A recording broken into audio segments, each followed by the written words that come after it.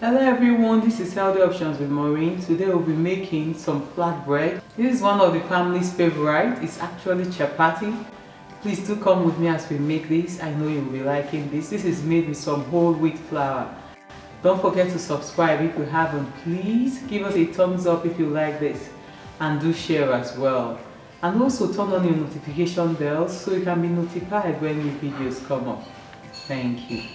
So to make our chapati or the whole wheat flatbread, we'll be needing some whole wheat Indian atta flour or some whole wheat pastry flour. As you can see, that has been finely ground. I also like to add a little bit of this textured flour you use for making whole wheat bread, but this is completely optional. If you can't find this, you can just make do with the whole wheat Indian atta flour or your whole wheat pastry flour. But if you do find this, it helps give it some texture and it does taste nice as well. We need some salt. I'm using Himalayan salt in this case, but whatever you have should work as well. I'm using some warm water. Then we'll also be using some ghee.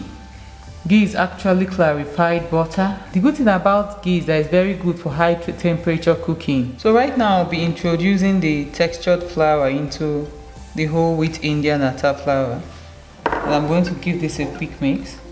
Then the salt goes in as well. Mix that all up,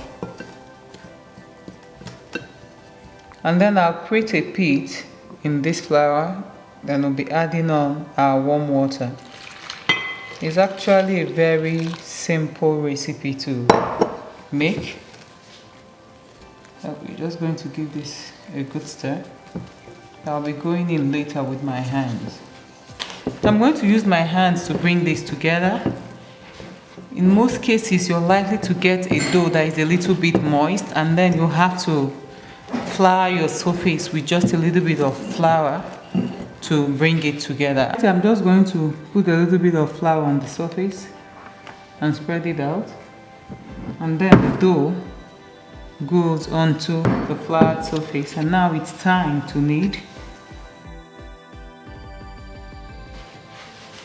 I'm just going to be kneading this for 10 minutes, then I'll come back and show you what it looks like by the time we are done kneading. Just concluded kneading. You can see how smooth the dough is. So I'm just going to be wrapping it up in the cling film that we have here. But before I do that, I like to put a little amount of ghee just to keep it from drying. We are going to let this rest for about 30 minutes. The resting time actually contributes to both the texture and flavor of the chapati. So I'm just going to cover this up gently that way. And then you can either let this rest on your countertop, or you can return it to the same bowl that you mixed in and let this rest for 30 minutes. So after 30 minutes, we'll be back to roll out our chapatis. It's been about 30 minutes of resting our dough, and now we're going to actually start rolling up our chapatis. I'm going to be cutting off a little bit of our chapati dough after resting it for some time. And I'm just going to flatten it up with my fingers to make a little circle.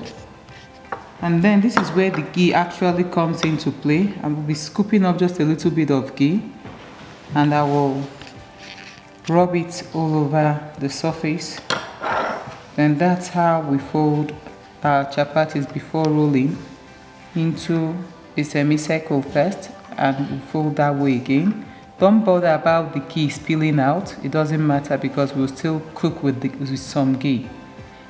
So right now we are going to start rolling. We're trying to get the shape of a circle.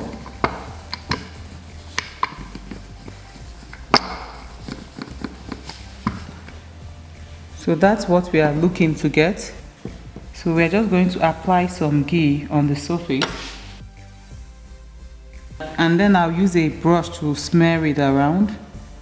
I've been heating up a cast iron skillet for some time now, and the ghee side will be going face down on the cast iron skillet. I'm just going to pick this up now, and I'll be headed for the skillet. So into the skillet this goes.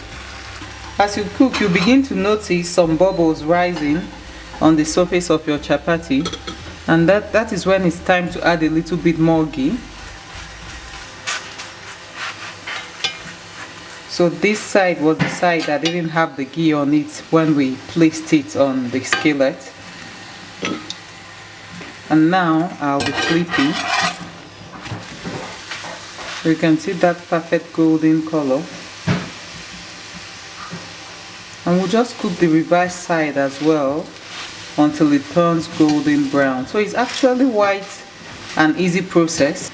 I roll then cook, roll then cook. That way your cast iron skillet is ready for the next one by the time you're done rolling. So I'll just let this brown on the opposite side. Give that a flip as well.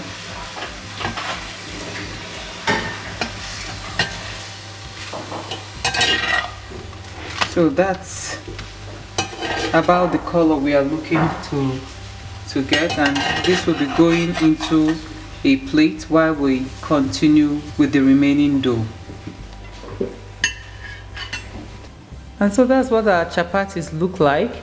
I usually like to serve it with some homemade hummus, and of course we have some carrots and cucumbers that goes very well with the hummus as well. I hope you give this recipe a go and let us know what your take is on this. Please don't forget to subscribe if you haven't. Give us a thumbs up if you like this video, and do share as well. Thank you.